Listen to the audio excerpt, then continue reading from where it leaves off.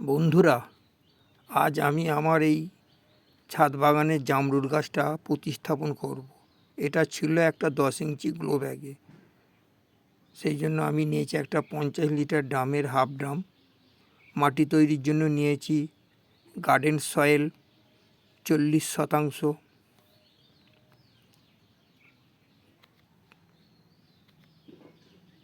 তার সঙ্গে নিয়েছি 20% কোকোপিট, এর সাথে দিয়েছি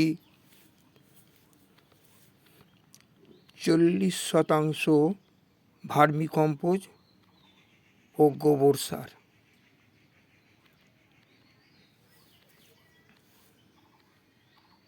এর সাথে আরও দেব 100 গ্রাম হাড় কুচি। এর সাথে আরও মেশাবো 100 গ্রাম শিংকুচি। শিংকুচিটা দেখতে পাচ্ছেন আপনারা।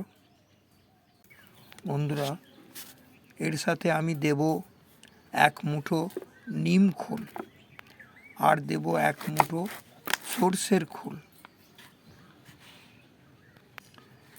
তার সাথে আমি কিছু মাইক্রোনিউট্রিয়েন্ট ব্যবহার করব। এটা কিন্তু অপশনাল, আপনারা এখন দিতেও পারেন, পরেও পারেন। আমার কাছে আছে, আমি তাই এগুলো ব্যবহার করছি। এটা দেখুন, ম্যাগনেসিয়াম সালফেট, যেটা আমরা এপসম সল্ট বলি। এটা দিলে কি হয়, যে সমস্ত শিকড়গুলো কেটে গেছে অতি দ্রুত কিন্তু এগুলো রিকভার করবে। এটা বোরন।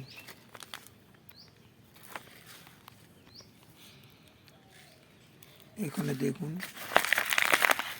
কিছু মাইক্রোনিউট্রিয়েন্ট আছে, আমার কাছে থাকে সব সময়, সেগুলো আমি ব্যবহার করি।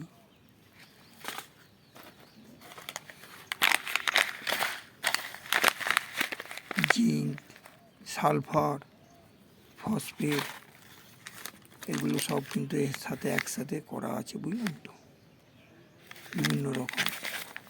এই একটা আছে, দেখুন এখানে দেখতেই পাচ্ছেন। এটাতে যে রয়েছে জিঙ্ক আছে, বোরন আছে, সব কিছু আছে।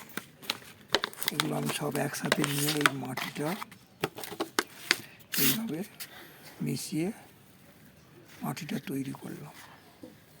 দেখুন বন্ধুরা, মাটিটা ভালোভাবে তৈরি করে আমি রাখলাম। বন্ধুরা, ড্রেনেজ সিস্টেমটা কিন্তু খুব ভালো হওয়া চাই। তাই আমার এই ড্রামের নিচে যে সমস্ত হোলগুলো আছে, আমি এইভাবেই খোলামকুচি দিয়ে প্রত্যেকটা হোল ঢেকে দিলাম। খোলামকুচিগুলো এমন হবে যেন একটু বাঁক, যেন ভেতরটা ফাঁকা থাকে, যার ফলে জলগুলো পাস হতে সুবিধা হবে। এটা ভালো করে লক্ষ্য রাখতে হবে বন্ধুরা। এবার এতে দিয়ে দেবো ছোট পাথর, অর্থাৎ বালি চেলে আমরা যে পাথরগুলো বালিতে পাই সেইগুলো, এগুলো দিয়ে একটা প্রায় 2-3 ইঞ্চির মতো একটা আস্তরণ তৈরি করে নেব, কারণ যাতে জলটা ক্লিয়ার হওয়ার সুবিধা হয়। এর উপর আমরা দিয়ে দেবো বালি, 1/2 ইঞ্চি বালি, যাতে একটা স্তর তৈরি করে দিলাম। নিকাশি ব্যবস্থাটা ভালোভাবে খেয়াল রাখতে হবে যাতে জল না জমে। এরপর মাটি দিয়ে তলাটা একটা ভালোভাবে একটা আস্তরণ তৈরি করে নিলাম। বন্ধুরা, এবার আমরা এই গ্লো ব্যাগটাকে কেটে গাছটা বার করব। দেখবেন, আমরা গ্লো ব্যাগের মায়া করলে হবে না, কিন্তু গ্লো ব্যাগটাকে ভালোভাবে কেটে গাছটাকে বার করতে হবে যাতে শিকড়গুলো না নষ্ট হয়। ঠিক আস্তে আস্তে এইভাবে আমরা গাছটাকে বার করে নিয়ে ঠিক ড্রামে এইভাবে রাখলাম। এবার এইভাবে মাটি দিয়ে ড্রামটা ভরিয়ে দেব এবং চারিদিক সমানভাবে টিপে টিপে মাটিগুলো দিয়ে রাখবো। ওপরটা 3 ইঞ্চি মতন ফাঁকা রাখবো জল দেওয়ার জন্য। তারপর জল দিয়ে পুরো মাটিটাকে ভিজিয়ে দিয়ে ছাওয়া জায়গায় 1 সপ্তাহ রেখে দেব। যদিও এখন শীতকাল, রোদের তাপ কম। ঠিক আছে বন্ধুরা, সবাই ভালো থাকবেন, সুস্থ থাকবেন। শুভ দুপুর।